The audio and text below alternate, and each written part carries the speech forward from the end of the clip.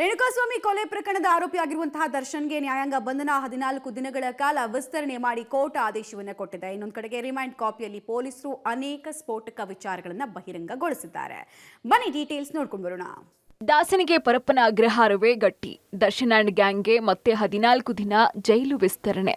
ಚಿತ್ರದುರ್ಗದ ರೇಣುಕಾಸ್ವಾಮಿ ಕೊಲೆ ಪ್ರಕರಣದಲ್ಲಿ ಜೈಲು ಹಕ್ಕಿಯಾಗಿರುವಂತಹ ದರ್ಶನ್ ಅಂಡ್ ಗ್ಯಾಂಗ್ಗೆ ಪರಪ್ಪನ ಅಗ್ರಹಾರ ಜೈಲೇ ಗಟ್ಟಿಯಾಗಿದೆ. ನಟ ದರ್ಶನ್ ಅಂಡ್ ಗ್ಯಾಂಗ್ ಮತ್ತೆ 14 ದಿನ ಜೈಲು ವಿಸ್ತರಣೆ ಮಾಡಿ ಆದೇಶ ಮಾಡಿದೆ. ಎಸ್ಪಿಪಿ ಕೋರ್ಟ್ಗೆ ಇನ್ನಷ್ಟು ಸ್ಫೋಟಕ ಮಾಹಿತಿ ನೀಡಿರೋದು ರಿಮಾಂಡ್ ಕಾಪಿಯಲ್ಲಿ ಮತ್ತಷ್ಟು ಸತ್ಯ ಬಹಿರಂಗ ಆಗಿದೆ. ಬೇರೆ ಬೇರೆ ಹೆಸರಲ್ಲಿ ಸಿಮ್ ಖರೀದಿ, ಮೊಬೈಲ್ ರಿಟ್ರೀವ್ ಬಳಿಕ ಎಫ್ಎಸ್ಎಲ್ಗೆ ರವಾನೆ.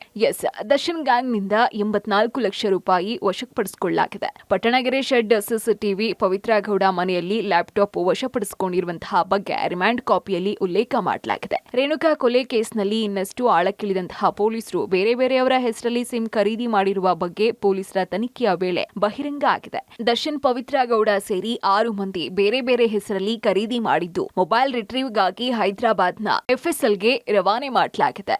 ಅಂದಹಾಗೆ ಬೆಂಗಳೂರಿನ ಪ್ರಕಾಶ್ ನಗರದ ಹೇಮಂತ್ ಹೆಸರಲ್ಲಿ ದರ್ಶನ್ ಸಿಮ್ ಖರೀದಿ ಮಾಡಿರುವುದು ಬೆಳಕಿಗೆ ಬಂದಿದೆ.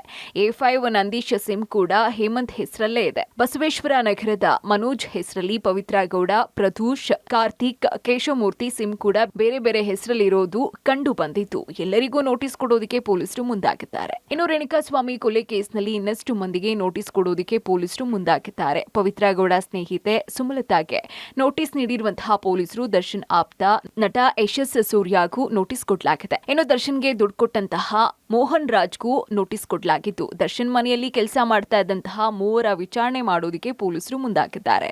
ಜೆಸಿ ಎಕ್ಸ್ಟೆನ್ಷನ್ ಆಗಿದೆ 18/7 ತನಕ. ರೇಣುಕಾಸ್ವಾಮಿ ಮೊಬೈಲ್ನ ರಿಟ್ರೀವ್ ಮಾಡ್ಕೊಳ್ಳೋಕೆ ನ್ಯಾಯಾಂಗ ಇದಕ್ಕೆ ಪರ್ಮಿಷನ್ ತೊಗೊಳಕ್ಕೆ ಕೊಟ್ಟಿದ್ದಾರೆ ಕೋರ್ಟ್ಗೆ.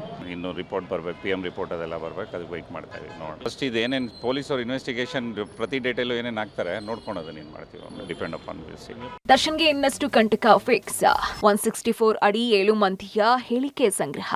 ದರ್ಶನ್ಗೆ ಇನ್ನಷ್ಟು ಕಂಟಕ ಫಿಕ್ಸ್ ಆಗುವ ಲಕ್ಷಣಗಳು ಗೋಚರವಾಗ್ತಾ ಇದೆ. ಈಗಾಗಲೇ 164 ಅಡಿ 7 ಮಂದಿಯ ಹೇಳಿಕೆಯನ್ನ ಸಂಗ್ರಹ ಮಾಡಲಾಗಿದೆ. ಸೆಕ್ಯೂರಿಟಿ ಗಾರ್ಡ್ ಸೇರಿ 7 ಮಂದಿ ಹೇಳಿಕೆಯನ್ನ ಪಡ್ಕೊಂಡಿದ್ದು ಇನ್ನಷ್ಟು ಮಂದಿಯನ್ನ ಸಾಕ್ಷ್ಯಗಳನ್ನಾಗಿ ಪರಿಗಣಿಸೋದಕ್ಕೆ ಪೊಲೀಸರು ಮುಂದಾಗಿದ್ದಾರೆ. Muralidhar, crime bureau, public TV.